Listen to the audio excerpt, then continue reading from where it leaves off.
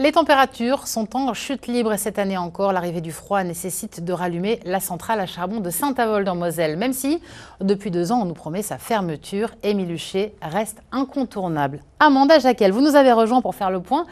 Cette centrale est devenue finalement incontournable malgré ses défauts.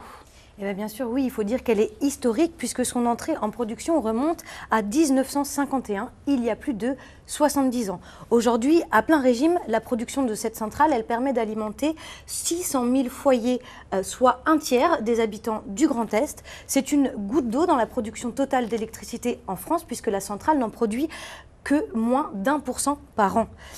Alors pourquoi la relancer alors que la COP29 vient à peine de commencer ?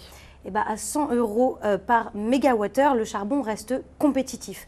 La centrale vient donc servir d'appoint dans un contexte sous tension, avec l'augmentation du froid qui fait s'envoler le prix de l'électricité et au moment où le vent se fait moins important en Europe, pénalisant ainsi le parc éolien.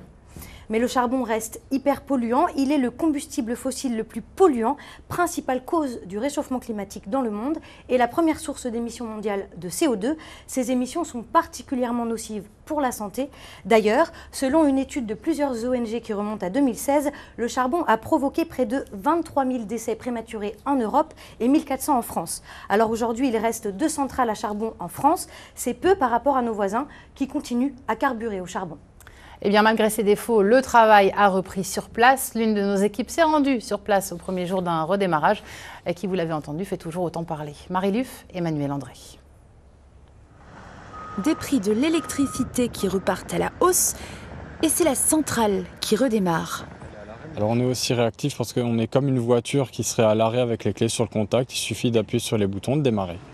Avec 600 MWh, Émile Huchet peut alimenter un tiers des foyers du Grand Est.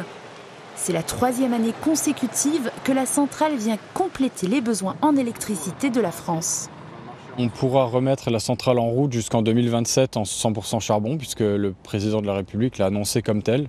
Néanmoins, on doit, avant 2027, cesser de procrastiner et sortir ce site du charbon et propulser ce site dans l'avenir décarboné. Pour le directeur du site aussi, il y a urgence. Gazelle Énergie veut convertir la centrale au biogaz. Mais depuis septembre, pas de réponse des politiques. La conversion va durer à peu près 2 ans. On va la faire pendant l'été, pendant les périodes de maintenance, quand on n'a pas besoin de la centrale. Et donc l'objectif, c'est que dès la fin de cette année 2024, début 2025, on puisse avoir suffisamment d'engagement, suffisamment de signaux positifs de la part du gouvernement pour qu'on commence à engager les 110 millions d'euros qu'on doit mettre sur la table pour la convertir. Une reconversion et des engagements qui se font attendre donc. Si la centrale n'a pas vocation à produire de l'électricité en continu, elle pourrait venir renforcer le réseau une vingtaine de jours cet hiver.